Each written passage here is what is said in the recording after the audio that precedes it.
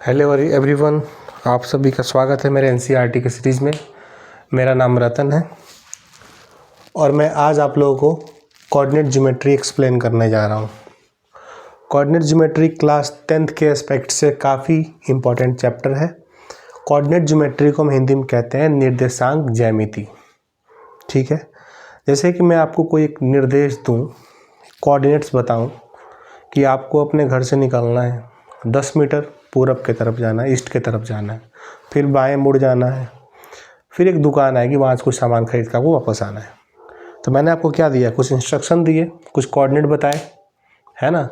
तो coordinate geometry is basically dealing with this things. ठीक है ना।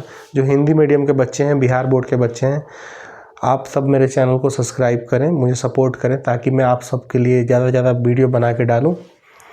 और मैं ये चाहता हूँ कि मैं हिंदी मीडियम और इंग्लिश मीडियम दोनों ही मीडियम के बच्चों के लिए वीडियो बनाऊं, ताकि बच्चों को मेरे तरफ से जो हेल्प हो सकती है वो हेल्प हो जाए।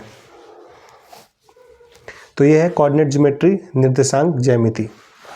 इसमें क्या करना है, आपको एक कॉन्सेप्ट जानना है, डिस्टेंस फार्मूला, यानी कि दूरी का सूत्र। ठीक है, दूरी का सूत्र क्या कहता है। जैसे कि मैंने आपको बोला, एक पॉइंट P है, इसकी कोऑर्डिनेट है x1 y1। दूसरी है पॉइंट Q, इसकी जो कोऑर्डिनेट है वो है x2 y2। और PQ की आपको दूरी में आपसे पूछ लूँ, आप कहोगे ये क्या x1 y1 x2 y2 क्या है। देखो आप जानते हो कि हम इसको कहते हैं x एक्सिस और इसको कहते हैं y एक्सिस, यानी कि x अक्ष और y अक्ष। जैसे कि मैंने एक पॉइंट A ड्रॉ किया यहाँ पे, चलो मैं P एंड Q ही ले लेता हूँ। तो ये P, देखो P मैंने ले लिया। तो P ये जो बिंदु है, ये जो पॉइंट है, ये x एक्सिस पे भी कहीं ना कहीं है। मान लेते हैं कि x इक्वल टू ये 1 यूनिट पे है, और y पे मान लेते हैं कि 2 यूनिट पे है। तो यही चीज़ हम कहेंगे x1 और इसका नाम हम रख देंगे y1, है ना। ये एक बिंदु है P जिसकी x एक्सिस पे 1 यूनिट पे दूरी है और y एक्सिस पे 2 यूनिट पे दूरी है। ठीक है ना। यानी कि y एक्सिस में आप 0 1 2 यहाँ चलेंगे, सामने जाएंगे तो P मिल जाएगा, और x एक्सिस में 0 1 चलेंगे, ऊपर जाएंगे तो P मिल जाएगा। तो यही तो मैंने आपको निर्देश दिया, यही तो कोऑर्डिनेट मैंने आपको बताया है ना। सिमिलरली मैंने आपको एक पॉइंट Q बोल दिया, तो Q का भी कुछ ना कुछ कोऑर्डिनेट्स होंगे।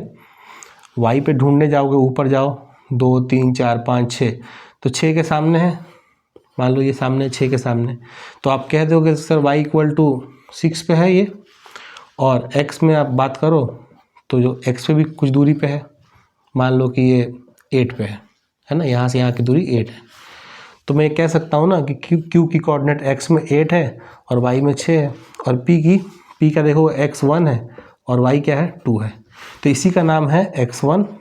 जैसे पहला पॉइंट का x एक्सिस मैं दिखाऊंगा x1 से और y एक्सिस दिखाऊंगा y1 से। उसी तरीके से ये जो पॉइंट Q है, इसकी x एक्सिस में दिखाऊंगा x2 से और y एक्सिस y2 से। ऐसा क्यों करना पड़ा, दो अलग अलग पॉइंट थे, है ना। इसके x को मैंने x1 कहा और इसके y को मैंने y1 कहा, यानी कि y से जो दूरी है P की उसको मैंने y1 कह दी, और जो x से दूरी है P की उसको मैंने x1 कह दी। आगे बात समझ में।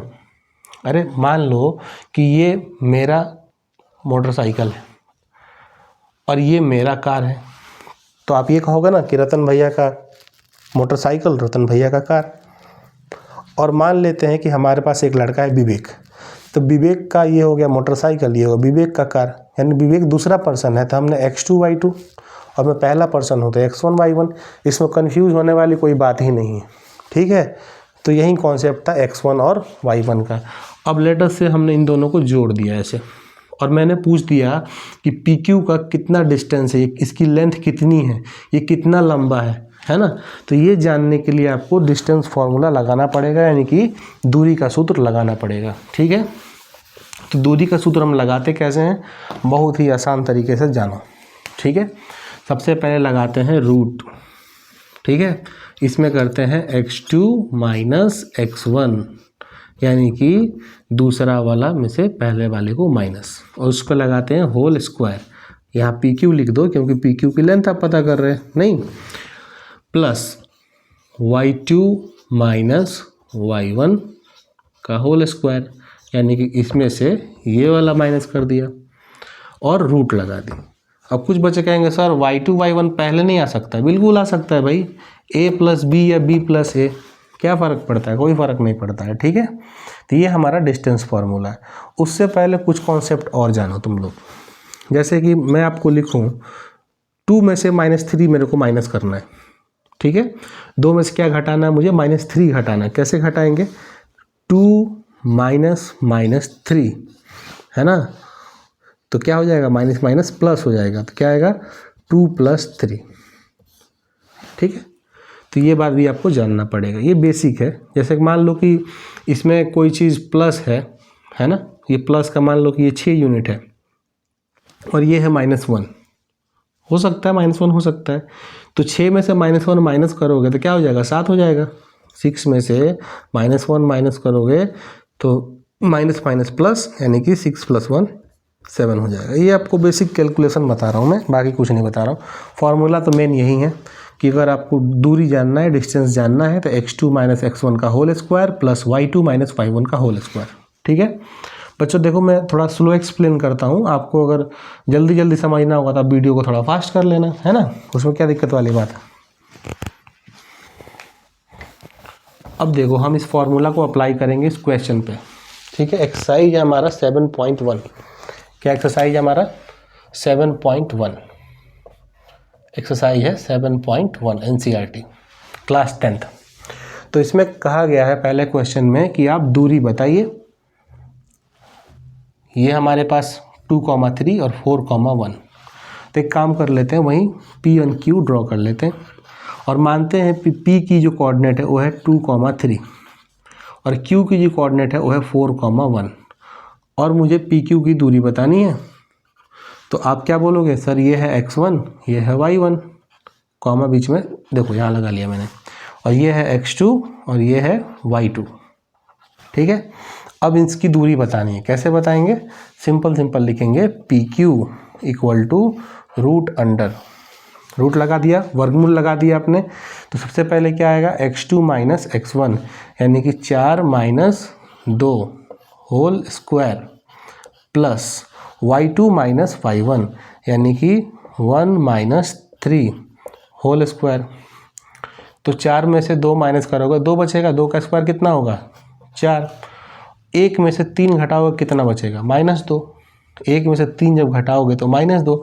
नहीं समझ में आ रहा है, ऐसे देखो -3 + 1 प्लस माइनस 3 में से 1 जाएगा कितना बचेगा बेटे, -2 बचेगा, ठीक है। तो -2 का स्क्वायर करोगे कितना हो जाएगा, ये भी 4 हो जाएगा, है ना। तो 4 और 4 कितना होता है, 8 होता है। तो √8 आ गया। अब √8 को आप कैसे लिख सकते हो, √8 को आप लिख सकते हो, देखो फैक्टराइज कर लो, 2 को × 4 लिख लो। 4 एक परफेक्ट स्क्वायर नंबर है ना, इसका वर्गमूल निकाला जा सकता है। तो 4 जब बाहर निकलेगा तो 2 बन जाएगा, तो ये हो जाएगा 2√2, है ना।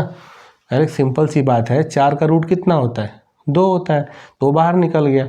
2 का रूट नहीं होता है तो √2 अंदर रह गया, इतना यूनिट।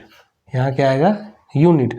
और हिंदी वाले लिखेंगे इकाई, हिंदी वाले क्या लिखेंगे, इकाई, ठीक है बेटे।